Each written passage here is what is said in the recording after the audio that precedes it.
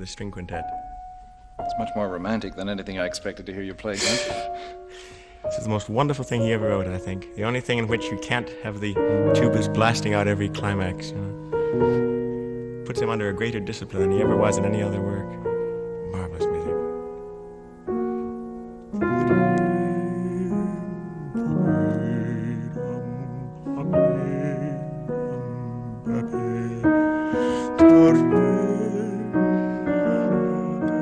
Since it's written for the stringed instruments, I suppose you can only play it for yourself.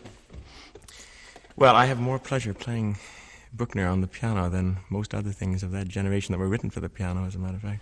Most of the recordings you've done, Bach, Mozart, Beethoven, and so on, people think of as classical or else modern, altogether modern, Schoenberg, Webern.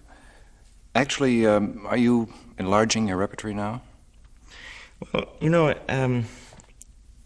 what I played in public and what I played for myself have always been two quite different things. I have pretty well been familiar with the popular piano repertoire ever since I was a teenager. As a matter of fact, in my days of glory around 12 and 13, I used to give all Chopin Liszt recitals. Those were tremendous events. But when I was about 16, I began to going through a sort of selective process. I think everybody does at a certain point, and usually in their late teens, and this was it for me. And I started weeding the things out that, not that I liked less, but that liked me less, you know, that meant less to me really, and showed it. And so at this point, I suddenly dropped from my active repertoire all of these things which had been war horses up until then, and up until a point which I had enjoyed playing. But at the same time, as this occurred, I also became extremely interested in the literature of the late 19th century, the orchestral literature, the Strauss, Mahler, Bruckner, Wagner area.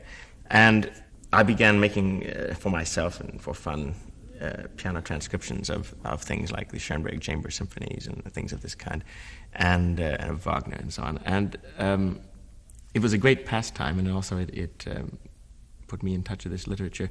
And to me, it's a source of greatest regret, really, that the people that I admire most at the turn of the century, Mahler and Strauss and so on, wrote nothing of consequence for the piano.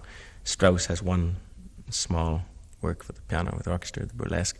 Which you have played. Which I played quite often. Mm-hmm. But apart from that, nothing from his mature years, and Mahler has nothing at all, really. Mm-hmm. And I'm convinced that those two especially, and perhaps Mahler in particular, could have written magnificently for the piano, if only because he had such a wonderfully defined sense of instrumental texture. You know? Mm-hmm. It's a tragedy.